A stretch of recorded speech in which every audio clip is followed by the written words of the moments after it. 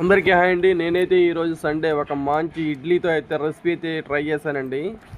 ఇడ్లీతో recipe ఏంటని తీసి పడేయకండి. Taste అయితే మామూలుగా రాలేదండి. చూడండి, అబ్బా అబ్బా అబ్బా అబ్బా అబ్బా.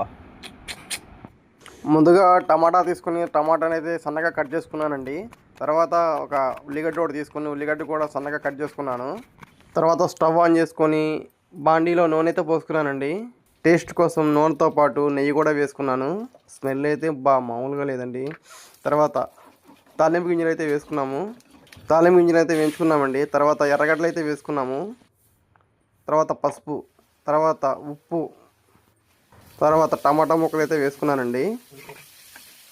టమాటా ముక్కలు అదేవిధంగా ఎర్రగడ్డలు బాగా వేగిందాకైతే వేయించుకోవాలండి. తర్వాత తగినంత కారం కూడా వేసుకున్నాను. తర్వాత 2 కోడిగుడ్లను అయితే నేనైతే వేసుకుంటున్నానండి. చూడండి, కోడిగుడ్లను ఎర్రగడ్డలతో బాగా తిప్పుకోవాలండి. టేస్ట్ కోసం అయితే ధనియాల పొడి కూడా వేసుకున్నానండి. ఇంట్రెస్ట్ ఉంటే మీరు కూడా వేసుకోండి, టేస్ట్ అయితే బాగా వస్తుంది. కట్ చేసి పెట్టుకున్న ఇడ్లీ ముక్కలను ఆ ఎగ్ ఫ్రైలు అయితే బాగా తిప్పుకోవాలండి. వీడియో చూసి వెళ్ళిపోయే ముందు మన ఛానల్ అయితే సబ్స్క్రైబ్ చేసుకోండి. వీడియోని అయితే లైక్ చేయండి, షేర్ చేయండి. సరే, అబ్బా అబ్బా అబ్బా అబ్బా. చూడండి, రెసిపీ అయితే మామూలుగా రాలేదు. నేనైతే ఇంకా మొదలు పెట్టేశాను. అదేనండి టేస్ట్ చూడటం. మామూలుగా లేదండి, సూపర్గా ఉంది. సేమ్ యాజ్ ఇట్గా మీరు కూడా ట్రై చేయండి.